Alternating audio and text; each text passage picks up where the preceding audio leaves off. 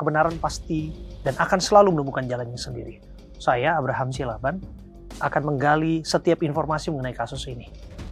Saya sudah berbincang bersama dengan Bu Lisnawati dan Bu Mira, selaku pihak ibu kandung Nizam, dan inilah saatnya saya akan menggali informasi bersama Muhammad Bukhori, kuasa hukum Teni Rida, ibu tiri Nizam yang sudah ditetapkan menjadi tersangka. Tadi semestinya Bu Teni Rida juga akan hadir ya di forum ini ya, benar. Di meja ini ya. Benar.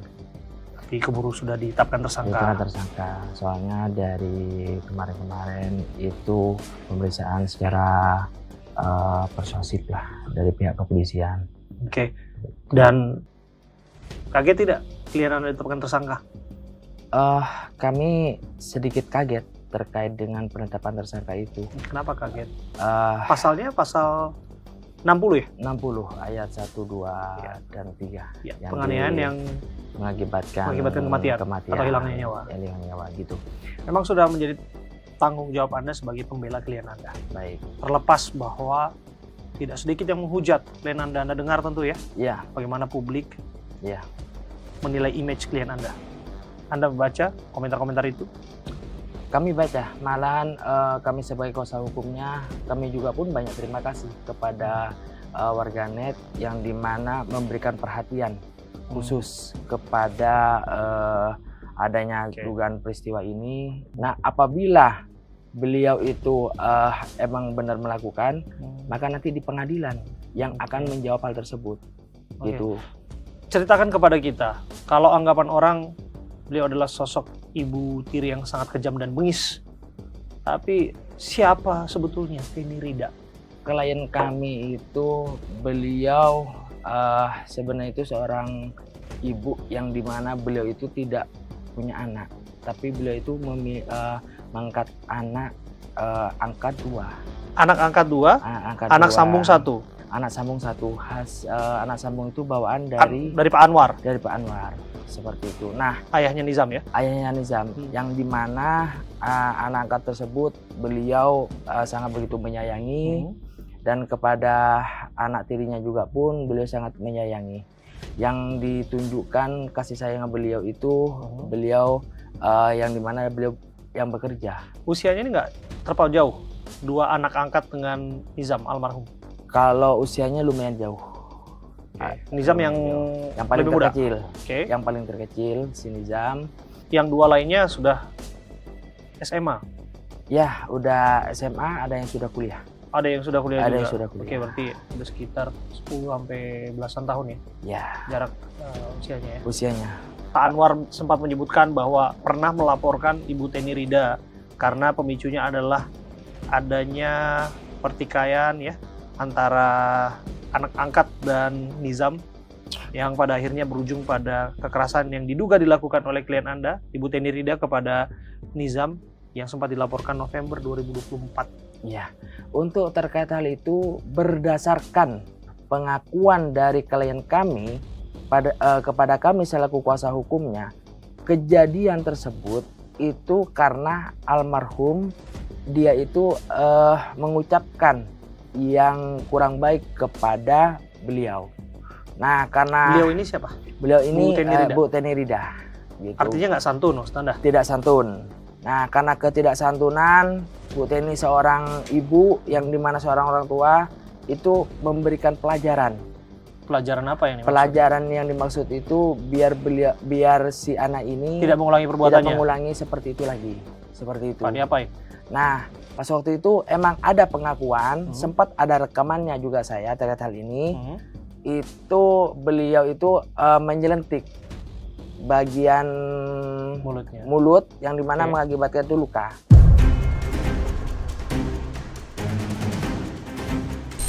Gitu. Nah, karena mengakibatkan luka itu si ayah korban merasa tidak terima dan melaporkan ke polisi. Melaporkan ke polisi. Ya, tapi kalau sesederhana itu ya, dilantik seperti ini ya, kemudian ada darah gitu ya, jadi dilaporkan gitu. Ya. Apakah hanya itu satu-satunya faktor? Dan kemudian kalau kita bertanya-tanya lagi ya, dalam kondisi seperti ini kan sudah almarhum, tentu bisa jadi kalau ini tidak benar, kita tidak bisa terima dan kita tidak bisa bayangkan adalah fitnah terhadap seorang yang sudah berujung nyawa. Anda sempat sebut tadi bahwa yang bersangkutan berkata tidak santun kepada Bu Teni Rida, ibu tirinya, ibu sambungnya, begitu ya? Ya, saya Kira. itu berdasarkan pengakuan dari Bu Bu Teni Rida Oke. kepada saya secara langsung. Yang Oke. dimana hal itu saya sebenarnya ada rekamannya. Ada rekamannya. Ada rekamannya. Oke, data nanti saya itu. udah buka ya. Baik. Ada beberapa rekaman yang Anda pegang kan. Tapi bisa cerita kepada kami, siapa sebetulnya Teni Rida ini? Kami dengar yang bersangkutan adalah seorang pegawai negeri sipil, betul ya? Terkait hal itu benar. Beliau yang dimana beliau itu sebagai tulang punggung dari keluarganya, yang dimana suaminya ini tidak bekerja. Oke, PNS di mana? Kalau hal itu pesan dari klien kami Untuk tidak itu disampaikan. tidak disampaikan. Oke, pegawai negeri sipil dan Iya. beliaulah yang bekerja. Sementara Pak Anwar ini tidak bekerja, Ia Iya. mengatakan demikian. Iya, Oke, seperti itu. Pak Anwar ini suami pertamakah atau suami keberapa? Pak Anwar ini suami kedua. Suami kedua. Suami kedua.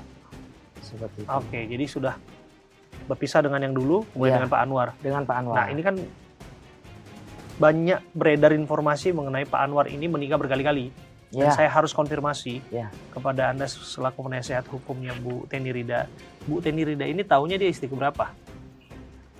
kalau dari pengakuan Atau Bu istri Teni, dari pernikahan keberapa? Itu paling tepat. ke-12. Ke-12. Ke-12. Jadi itu betul ya? Benar. Jadi sosok Pak Anwar ini sudah menikah 12 kali? 12 kali pernikahan tersebut, dan dalam pernikahan 12 kali itu hanya pernikahan secara agama. Tidak ada yang tercatat. Ini informasinya, Alias nikah siri. alias nikah siri. Nah, kalau begitu, Mas Bukhori ya. Di rumah itu tinggal siapa saja? Pertama ayahnya TR, yang kedua TR, yang ketiga suaminya, dan yang keempat almarhum. Berarti 4 orang. 4 orang. Lantas kemudian, mengapa peristiwa itu mesti terjadi? Betul tidak sesungguhnya klien Anda adalah sosok yang melakukan kekerasan? Sungguh mengerikan apabila kita bayangkan. Disebut tidak hanya dipukul, tempeleng, dicakar, bahkan disuruh minum air panas. Ada yang mengidentikan air panas itu, menggambarkannya dengan air mendidih, sehingga berujung pada hilangnya nyawa almarhum. Untuk terkait hal itu, kalau dari klien kami tidak pernah mengakui. Oh, tidak pernah mengakui? Tidak pernah mengakui. Mulai kepada kami sebagai kuasa hukumnya, dan pada saat kami mendampingi melakukan BAP. Namun Menempeleng, mencakar, memberikan air panas. tidak pernah. Beliau tidak pernah melakukan hal seperti itu. Dan apabila beliau sendiri itu hanya pemukulan ringan, bukan nampelengnya dalam artian nampeleng itu untuk melakukan kekerasan tujuannya, itu hanya melakukan peneguran seorang orang tua kepada anak, Oke. mungkin saja. Oke. Itu mungkin saja karena Ya, tindakan pendisiplinan lah, orang tua ke pendisiplin. anak. Itu yang orang Anda tua maksud. ke anak.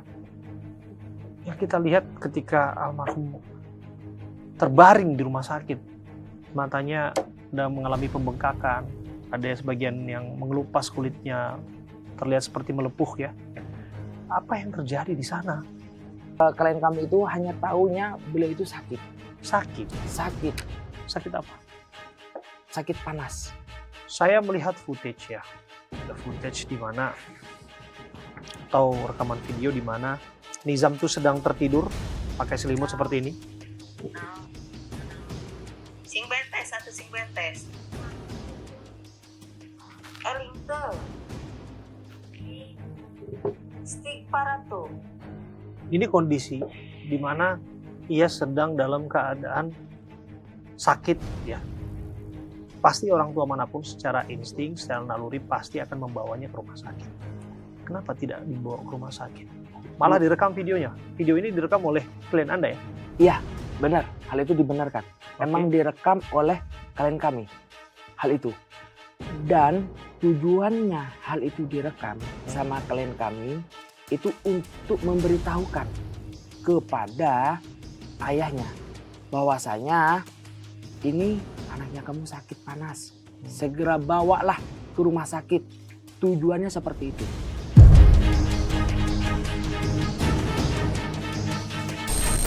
Ini rekaman kapan? Sehari sebelum meninggal. Itu rekaman sehari sebelum meninggal. Kalaulah disebutkan bahwa klien Anda meyakini ia tidak melakukan tindakan kekerasan, klien Anda meyakini bahwa penyebab kematian adalah penyakit yang diderita oleh Niza. Berdasarkan pengakuan dari klien kami, itu penyakitnya penyakit panas. Itu aja. Klien kami itu di situ langsung kaget bahwasanya anak tersebut pulang, yang dimana pulangnya itu ditanyakan, kenapa kok pulang dari pondok? Disampaikannya itu bilangnya saya sakit. Jadi kronologinya demikian. Iya. Semestinya masih mondok, pulang ke rumah. Iya. Karena alasan sakit. Benar sakitnya karena pada saat pulang itu emang posisinya menggigil. Tidak dibawa ke rumah sakit. Itu masih belum dibawa ke rumah sakit, hanya diobatin, yang dimana pengobatan pas waktu itu dibawa ke puskesmas itu. Itu pada saat mengkonsumsi obat dari puskesmas, itu anak tersebut agak mendingan. Kemudian kumat lagi pada saat obatnya itu habis. Terus habis itu anak ini kambuh lagi, beli obat lagi di apotek dengan yang sama. Nggak tahu-taunya beliau sudah sembuh. Nah pada saat beliau sembuh itu ngedrop lagi. Semasa proses sakit itu, saya ingin tahu satu hal. Apakah ada tindakan kekerasan yang dialami oleh anak itu? Ada. Siapa yang Ada. melakukan tindakan kekerasan? Itu yang melakukan kekerasan ayahnya. Dengan cara menyuruh anaknya tersebut itu suruh memburu. Nah tujuannya suruh memburu biar bergerak badannya. Dikasih ketepel, kamu berangkat katanya. Jangan cuma di rumah saja. Yang dimana pemaksaan tersebut itu sampai ini pengakuan dari klien kami, anak tersebut gak mau, itu diseret, suruh berangkat. Diseret keluar rumah. Oke, dan dipaksa untuk pergi. Berburu. Oke, ada tindakan lain selain menyeret keluar rumah? Ada pemukulan lain yang disaksikan? Pemukulan yang lain itu pada saat dulu berada di rumah si ayahnya. Oke.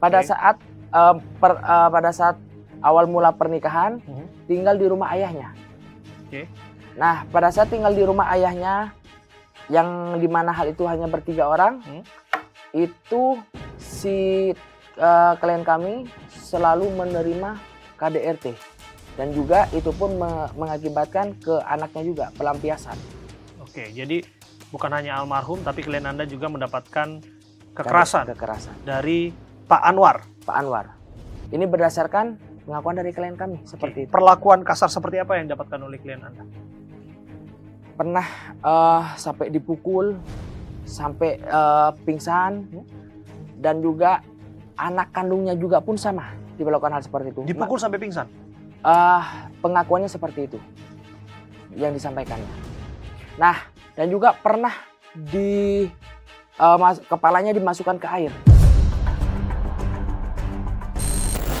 Nah, karena kepalanya dibenamkan ke air. Ke air bak maksudnya. Ke air bak. Ini almarhum atau Ibu Teni Rida? Almarhum. Yang dimana terkait hal itu, kenapa klien kami ini itu berinisiatif pindah ke rumah ayahnya. Supaya ada yang mengawasi. Pertama, yang kedua supaya ayah kandungnya itu biar takut, tidak melakukan kekerasan seperti itu lagi. Agak sungkan, tapi ternyata masih. Tunggu dulu. Anda sebutkan bahwa Pak Anwar membenamkan kepala almarhum ke dalam bak.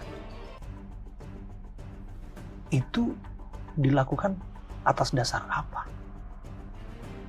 Itu dilakukan atas dasar karena ketika beliau itu emosi, tidak ada hal sesuatu yang tidak beliau capai. Jadi temperamental. Ya, itu. Seberapa sering tindakan itu dilakukan? Begitu sangat sering pada saat tinggal di rumahnya. Tahun berapa itu? Kurang lebih bertahannya sekitaran 1 tahunan.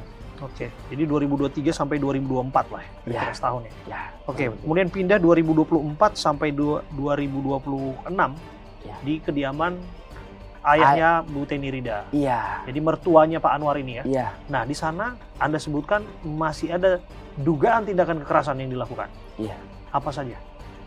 Untuk terkait hal itu, klien kami ini pernah si almarhum juga ayahnya itu melakukan kekerasan, kayak semisal ketika dia itu lagi emosi, pasti dilampiaskan itu ke istrinya atau ke klien kami, dan terkadang ke anaknya.